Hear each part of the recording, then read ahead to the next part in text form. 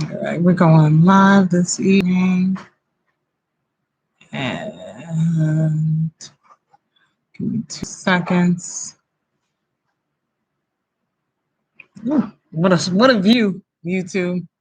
My fault. My fault. All right, there we go.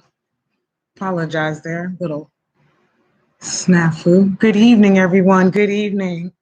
Peace to my kings and queens that continue to show up and support. Thank you. Welcome to this evening's Cannabis Equity Minutes with Cynthia Mompoint on, what day is today? June 11th, 2021. And so this evening, we're going to start off just looking at the data. Very pretty much been status quo, and then after that talk about anything that's happening locally on the national front. And I guess the highlight in which I spoke about last week that we would switch gears to was the social equity fund. But after doing some digging and analyzing, I really am going to take the time for us to look at not just the social equity fund, but the Massachusetts Social Equity Report, which was issued a year ago, and also take the time to look at what is really happening in the space of equity, particularly with voices that are very vocal on calling for changes that would move the needle on equity, calling for bold action and what's been happening. So let's kick it off this evening. Looking at the data, we are at 247 businesses that are operational in Massachusetts. Of those 247, the data has been consistent for the last couple times of our evenings together. So if you have been tracking, just know that the data still remains the same in terms of equity participation, whether it's a social equity program participant opening up a business or an economic empowerment certificate holder opening up a business, and we have not seen the needle move at all in the last few weeks. I think the biggest highlight, though, was that one of the social equity program participants has been able to commence operations in delivery. I think that's what the Cannabis Control Commission and those in the community want to celebrate. And for that business, for that entity, that's great. However, we're looking to move the needle on equity. We're looking to increase equitable participation. And for the fact that we're looking at 6-7 weeks and we haven't seen any type of increase in equitable participation says a lot in terms of the fact that we are not executing on policies and programming that's going to support our equity program participants to get into the industry. So the numbers stand at where they are: 247 operational, 3 SEs, or 3 of those operational businesses hold an SE status, and 4 of them hold an economic empowerment certificate. So we still need to see aggressive action and support from our commission if we want to see more licensees coming through, going through the gauntlet, and not just getting a provisional license, but actually being able to secure a final license and open up operations. So with that, I'm going to switch gears just a little bit in terms of talking about things that are happening on the national front. And I guess the major highlight I want to hone in on is our neighbors right here in Massachusetts. We've got our neighbors to the west of us. We have New York, who a lot of folks are looking to New York to see what New York is going to do after the governor signed legalization and made it into effect. You know, I think the biggest thing for folks now is that, okay, you can possess up to 3 ounces. But when it comes to businesses being able to open and operate, they still have not put together their board. I think they're calling it the Cannabis Control Management Board in New York. Now, why does that matter? Because there are 10 businesses that are operational in cannabis businesses in New York right now. So those businesses are already gearing up to take advantage and move full force once the regulatory body is appointed and their regulations and policies are up and they start issuing licenses for adult use. However, that means everyone else, particularly those who would be participants in their social equity program, are waiting. It's almost like this waiting limbo period, and that can be a good thing. It can be a bad thing. It can be a bad thing if you've already have been progressive and wanting to secure properties, secure locations, and so forth. You start dealing with costs, right? And a lot of folks that would be beneficiaries of an equity program and equitable support to enter into this industry tend not to be in that financial position. Now, the plus side to it is that we have an opportunity to really shape what is going to happen when it comes to equity rollout. There's a lot of lessons to be learned here in Massachusetts, and I appreciate the fact that there are folks that I am aware of who are taking into consideration the PIES program and how New York can enact policies and programming that would allow for the PIES program, the New York version of it. What are some of the things that they want to see in place so that they can have equitable participation, and they want to push this language, push this type of programming in their state, so that whoever ends up being in that regulatory body, whoever ends up holding that seat of power, the decisions that they're making are not just optically sound or optically appealing for equity, but is actually going to have tangible, measurable, data-driven, data-supported impact in terms of who are the owners and the operators in their state. That's great to hear, really exciting. And those of you, I know there's some other folks who reached out asking, bear with us over here. It's a 2-person army for now until, and if you want to come support, let us know in terms of how we can continue to get this information out there on ways that not just Massachusetts, but other states across the country can continue to push equitable participation. They want to use the term social equity, fine, social equity, legacy equity, whatever term they want to stick to. The fact that we want to see those who have been traditionally harmed by the war on drugs, those who have been legitimately harmed by the war on drugs, who've dealt with mass incarceration, who've dealt with the stigma, the trauma tied to all of that, have an opportunity to participate to the fullest extent in the legal market now. And so with that, I'm going to switch gears and get into conversation about the social equity fund. And it's not going to be what I think you may have thought it is in terms of going through each of the bills, which I guess perhaps that's what I said I would do. But after going through, reviewing that, and then taking a step back and looking at what has happened over the last year, again, to me, this whole exercise, if you will, with the legislative body around the social equity fund is pretty much a slap in the face, right? Because here it is, a year ago, we pointed out to the commission that, hey, the reason why we're not seeing movement in terms of participation is because of these barriers, because of these certain observations, 10 of them to be exact, that the commission could take action on and have an impact in equitable participation in our industry. This was starting in May of 2020, April of 2020. In May of 2020, we had the opportunity to present this to the Cannabis Advisory Board. Now, the advisory board, unlike the commission, the advisory board, there are appointed staff. I think it's about 25 folks. We were able to engage with about a third of them. And these advisory board members all have expertise in business or cannabis in some capacity or community organization. And so through those lens, that's how they were looking at our recommendations around how the industry in Massachusetts, what are some things the industry in Massachusetts can do to increase participation. And I took the time to go back to the joint meeting between the Cannabis Advisory Board and the Cannabis Control Commission. This meeting was held on August 12th of 2020. Anyone can access this meeting through the commission's website. You just go to the calendar and scroll back to that date and you'll find it.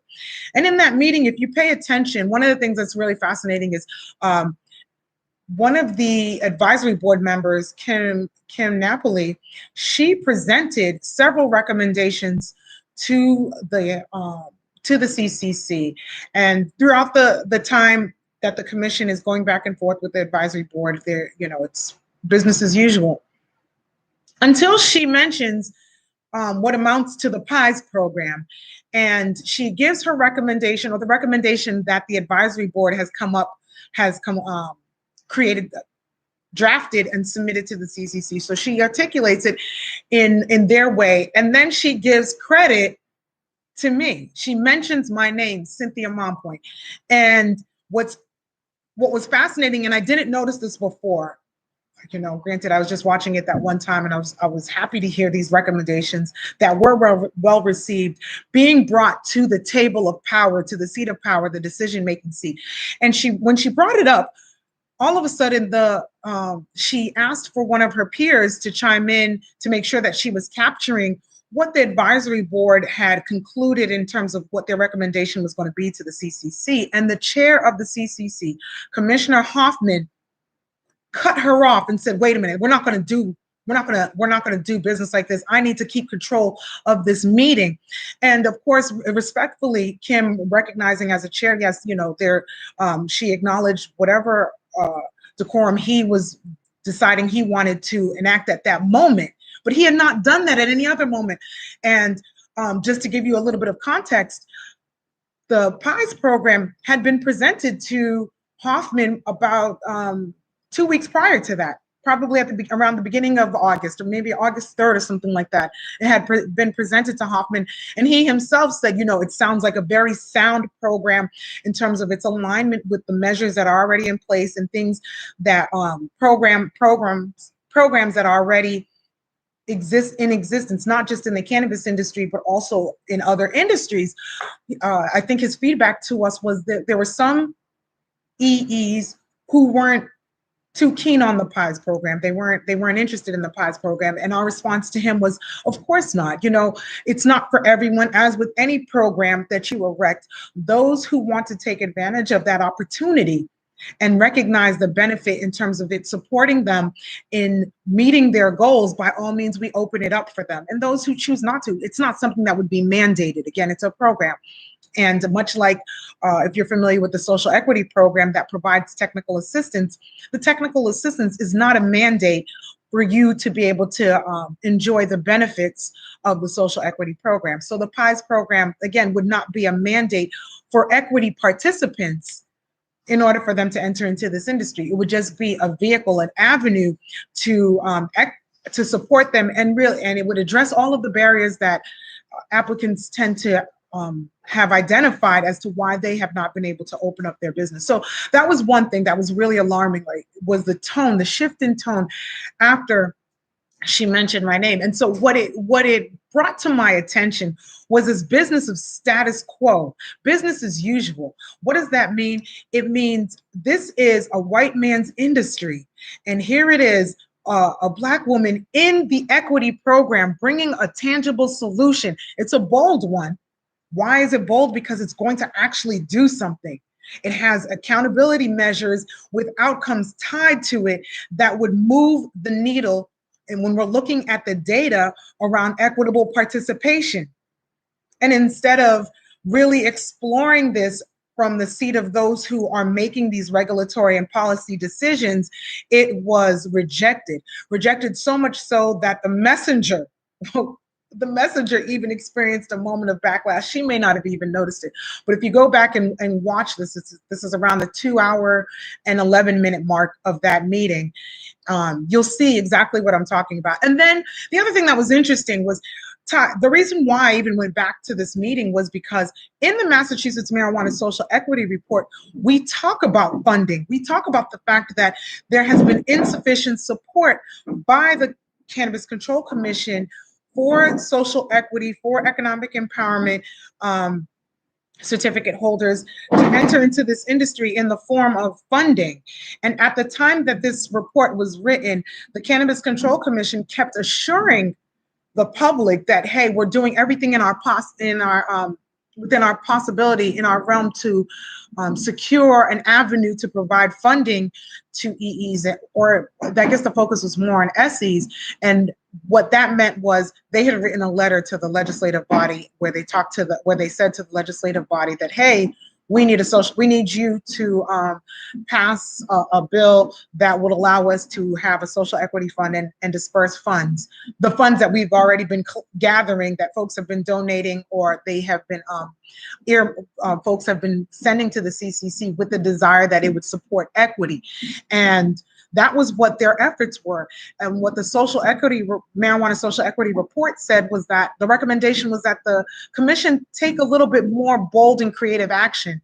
And last week I mentioned an example was they are relying on appropriated funds, but the commission also has access to funds, the revenue that they are actually collecting and raising through application fees, licensing fees, and penalty fees.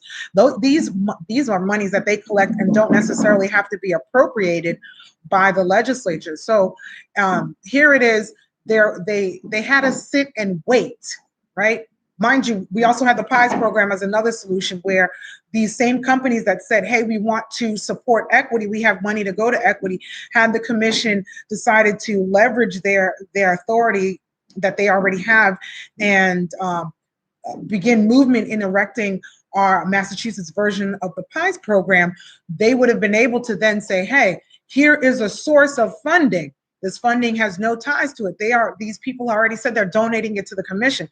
When they donate it to the commission, they're not telling the commission, we want control of this. We want control of whatever business taps into this fund. Not at all. So the expectation for businesses had already been demonstrated that they want to contribute in supporting equity businesses. They just need a vehicle. They needed something, a programmatic structure in place to do so, which the commission has the authority to do, right? And so when I went back and looked, I saw that the Cannabis Advisory Board actually did make additional recommendations and that were highlighted in this report. I talked last week about the Citizens Committee that we had here, the Citizens Review Committee that was originally in existence, and not realizing that the advisory board actually pushed that recommendation as well. And instead of the commission taking action and saying, okay, here it is, we are being advised by the market research group with experts in this industry, experts in business, experts in community engagement. We're being advised from this body of folks that we should do more with this committee, and they gave explicit recommendation that they draft the committee or construct the committee in a way that it was mainly made up of people who directly were harmed by the war on drugs. Right. So here it is, an opportunity to create a committee where they'd be able to hear from the voices directly. And this was, again, a version of the recommendation put out in the Massachusetts Social Equity Report, presented to the Cannabis Control Commission by the advisory board. And instead of the commission reviewing that and thinking, okay, how can we leverage this idea and do something with what the resources and the structures that we already had, the recommendation from Commissioner Flanagan was to dismantle the committee and remove the existence of the committee from their regulatory language. So now there is not that, the committee no longer exists. They struck it out from their language altogether. And this is what I mean by business as usual.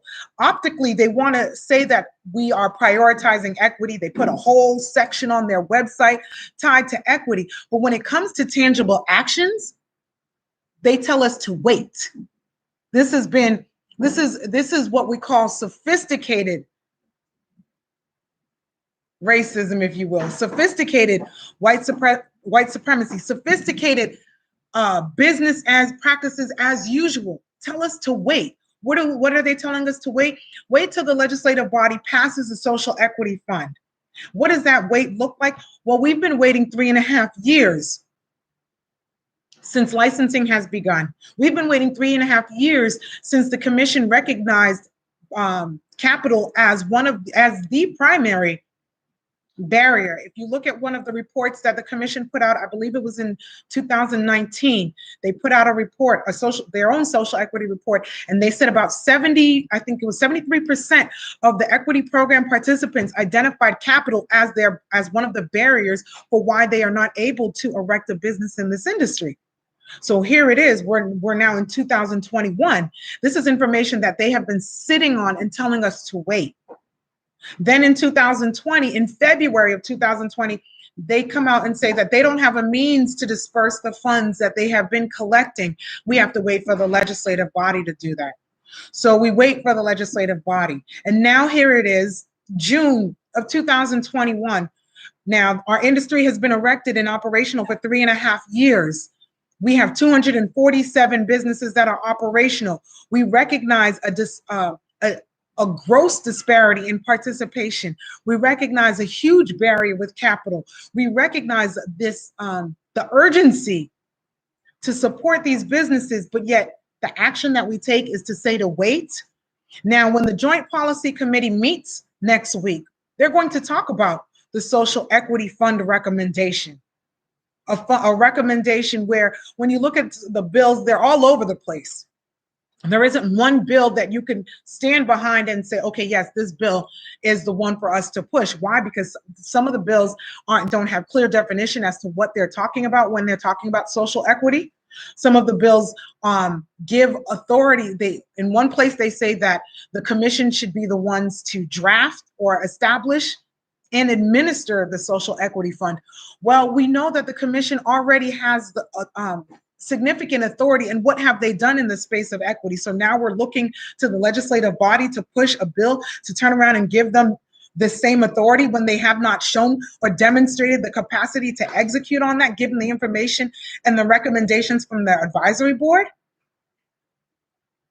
So another alternative is to have the Office of, the Office of the Secretary, Housing and Economic and Development Office, to have them administer the funding, which would align with other disbursements of funds and grants in our state, right? But again, the different versions of the bills also include measures that put limitations and caps on how much this fund can actually have. When we're looking at supporting equitable participation, we don't want caps. We need a plumb line, a bare minimum. That's what we should establish. So where we see some of the bills saying that there should be up to 25% of the excise tax, no, that's bare minimum. That's not enough. We already know the type of capital that's necessary to erect one business. So you want to have a fund that's supposed to serve potentially 500 businesses. And there's also recommendation that municipalities be able to tap into the fund to support their local social equity programming. Then if that's the case, then we need all of the tax revenue to go towards equity programming. We are in a state of urgency.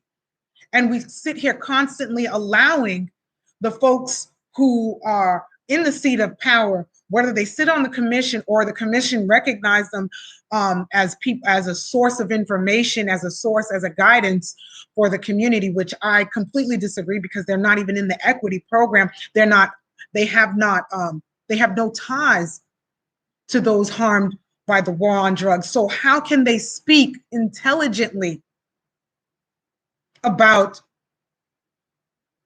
equitable participation? How can they speak intelligently about what is needed in our communities so that we can see the type of representation and participation, so that we can address the barriers in a way that is actually going to result in an outcome that data supports the goal that we set out, and is not just going to optically look good. Optically, it's nice for the likes of Grant Smith. And the only reason why I say his name is because our commissioner, one of our commissioner in the social justice chair, she actually said his name in a meeting as a source, which is striking because he's not part of the equity program, and he has actually attacked people in the equity program. But folks want to look to that, and I want to say, here it is again. We're telling people to look at another white man. I don't care what whatever else however else he chooses to identify. We're telling the people in these disproportionately harmed communities, those who have been traditionally harmed by the war on drugs, those who have been directly harmed by the war on drugs, to look there. When we have people in our equity program presenting ideas, and we don't want to talk about these ideas. Why? Because these ideas are based on sound, actionable items. These ideas, these recommendations are going to result, if they are implemented, they will result in an increase in our participation. So you have to ask yourself, do the powers that be really want to see a Massachusetts market where we have 20%, 20%, 25%? What about 40% of our cannabis businesses that are operational, owned by minorities? What about 25% owned by Black and brown businesses, owned by equity participants? Do we really want to see that in this industry? Are the actions that we're demonstrating when we're celebrating just a delivery license, one delivery license, and we're celebrating it and running around like that is we have reached some type of goal? This not only skews the optics, but it really leads you to question, what is the goal? Because I thought the goal was equitable participation. Pigeonholing us to just delivery licenses is not going to achieve that at all. In no way, shape, because then we're going to sit there and we're going to be comparing a few delivery licenses to major operators when we know we want to see equitable participation across the board. We want to see cultivators, product manufacturers, labs that are owned by equity participants. And if anyone wants to talk about a social equity fund or any type of money that's going to go to that, we need to make sure that it has the capacity to support that. And as it stands, the way these bills are written, it's not going to do that. And then you have to keep in mind the time factor, right? Because when they tell us, oh, wait for the social equity fund, first of all, they're using the word wait again. And secondly, how long is it going to take for the bill to pass? One. And after the bill passes, then we have to go to the commission and wait for them to go through their regulatory cycle and erect policy around it. And then we have to have a public hearing. And so we're talking about another year to 2 years that you're telling equity program participants to wait when we don't have to wait. We have an urgency of now. In the past, I heard the rhetoric, equity first, equity first. Well, where is that rhetoric now? Where is that demand of the commission to say, yes, we know this is with the legislative body. We don't even know if the legislative body is going to push this bill forward. Or a bill. There are 5 of them. We don't know what they're going to push, and if what they push forward is going to really get at supporting individual businesses, because there are bills and there are recommendations in these bills. The language, some of it is very nebulous, and it's not specific to an individual. It's just simple. It's just for more programming, which would be great if the commission were committed to programming something such as the PIES program, where now you can say, okay, we have funding that's going to go to individual businesses, but we don't even see that type of commitment. So I say again, what is their intended what is the intended goal? Because the decisions that they're making, and I didn't even go into the fact that if you aren't aware of this, after that Cannabis Advisory Board meeting, that I'm talking about, where the advisory board, these experts, professionals, took the time to present to the commission recommendations on what they can do to increase market participation, equitable participation, promote equity, make equity a priority. And yes, the PIES program was a part of that. The commission's response was, one, they did not do a single thing about equity. They did not, in addition to dismantling the citizens review, they sent a threat letter. They sent a threat letter to me and my family and to my husband. And so you have to think about it. Instead of really exploring how can we do something about equity with our equity program participants, because our equity program participants are coming to us with solutions that are tangible and actionable, come back and say to us, okay, we can't do this aspect of it, but these are things that we can do. We can hold our businesses to structured programming. We can do incubators. That's already happening. So there isn't an element of it that they disputed. Hoffman didn't dispute it when we had our own personal conversation with them, really going through the program and the proposal and what that looked like.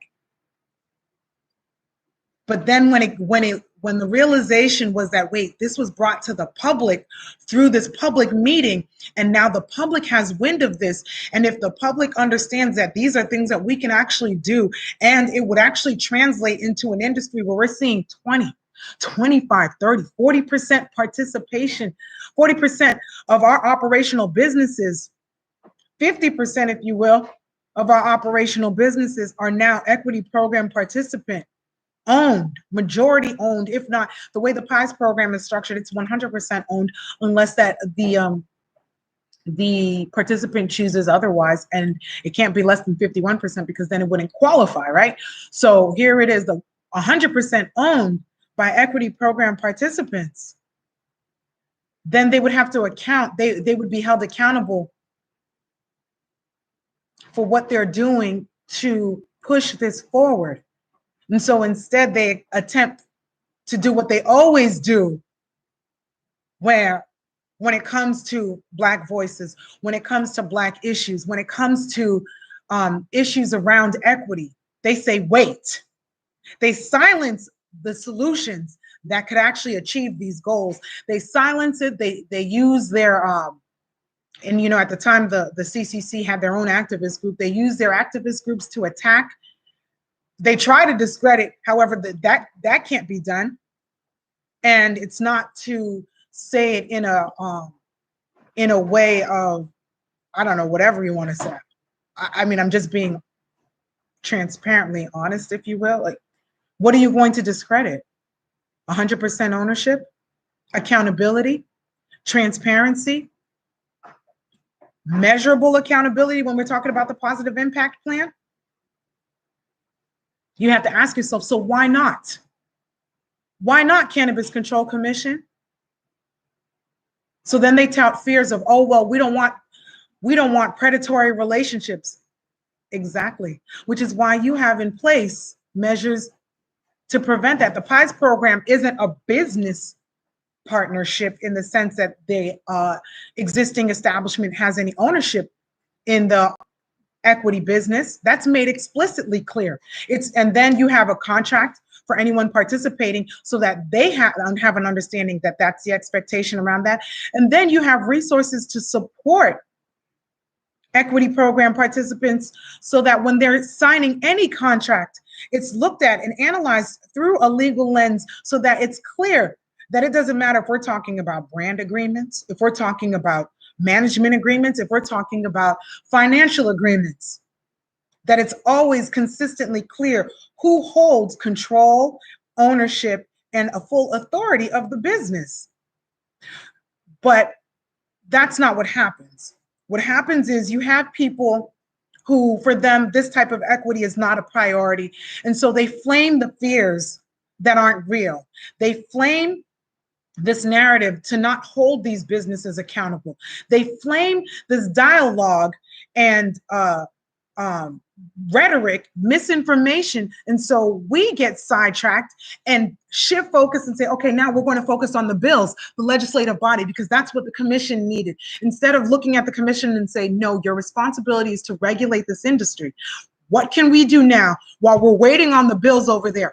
Yes, we know these bills are coming down the pike. And if the commission prioritizes equity the way that they should, then it's going to be clear what the legislative language needs to say. Because as the commission is rolling out their programming, they're going to say, we need funding to support this. We don't have enough funding. And when you give us the funding to support what we're already doing and allow us to do this without appropriation and et cetera, whatever language, the legislative body is going to know what language is going to make sense to support that.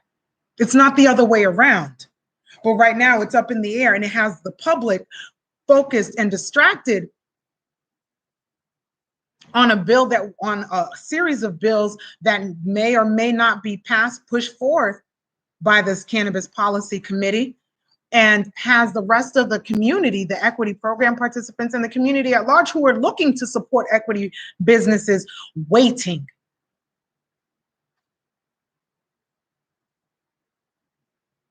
So my answer to those of you, and my commentary and follow-up to those of you that are looking at the Joint Policy Committee, let's bring the focus back to the commission. Speaking of which, the commission does have their regulatory meeting next week, their monthly meeting. And the commission is still young enough that we as a community can reach out and let the commission know we want to see the PIES program. We want to see what the commission is doing to promote participation under the authority they currently have, and we don't want to give them the out. There is no out in terms of, well, we have to wait for the legislative body, because if that's the case, then you cannot in the same breath say that equity is a priority, because it's not then.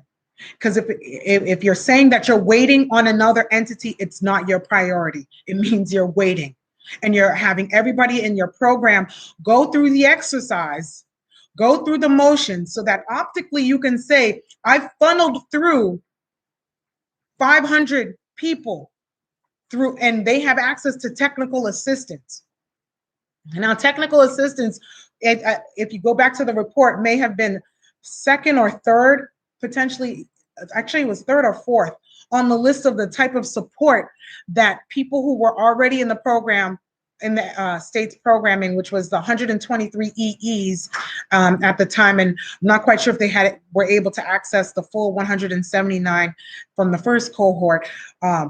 They had already, that was second or third in terms of the supports that need to be in place so we can see equitable participation. I won't belabor the point. I think we really touched on it, but I challenge all of you who say that you're about equity, that you are for equity, wherever you are, one, to look at what is being put in front of us. Who are they championing as the voices of equity? And are they telling us to wait, or are they demanding that we have action now? There was a lot of demand around the delivery license, and if you looked at some of the history, there was personal interest to that. There was personal interest tied to that, and I won't get into that here on our equity minutes for this evening. But the community, those of us who are part of the equity programming, we would like to see that level of commitment across the board, and not just limiting us. Anytime you talk about a cap for equity program participation, an extra hurdle that we have to go through, then you are not looking to achieve equity. You are looking to create another barrier, because it now becomes a loophole for why it is that we have not moved the needle on equitable participation. It now becomes another reason that they can say, oh, well, these Black and brown folks, they just weren't able to get it together and erect a business. We tried. We gave them technical assistance.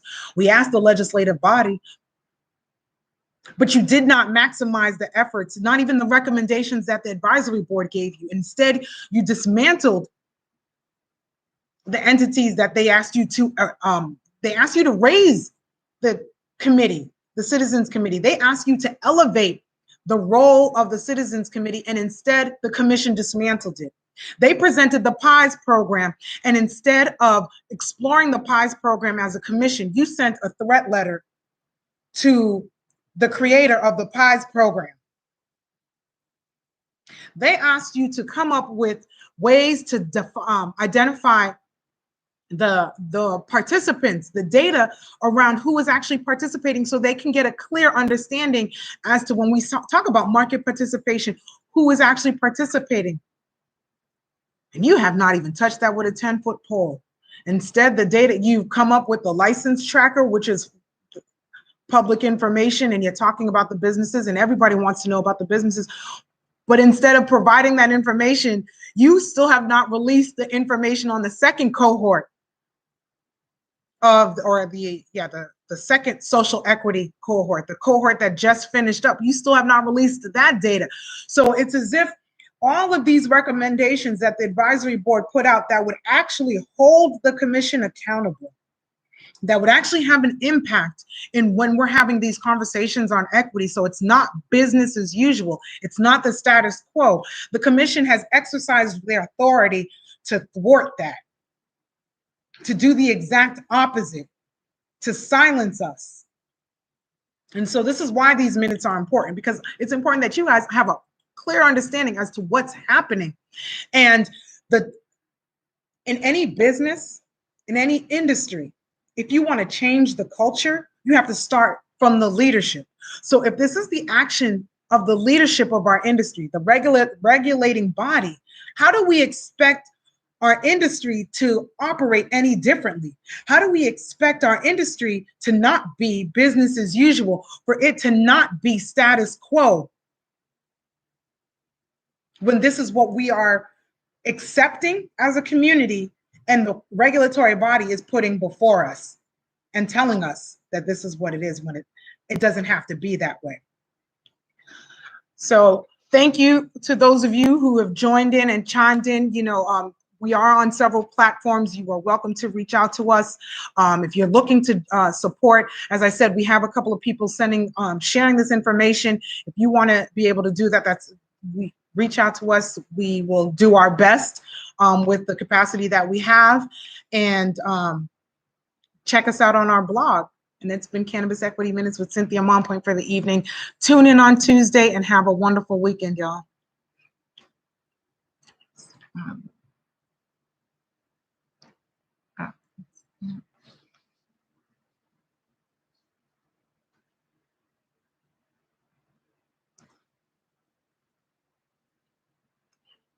I should have done you first. You guys get to see close up over here. Good evening, everyone. Good evening.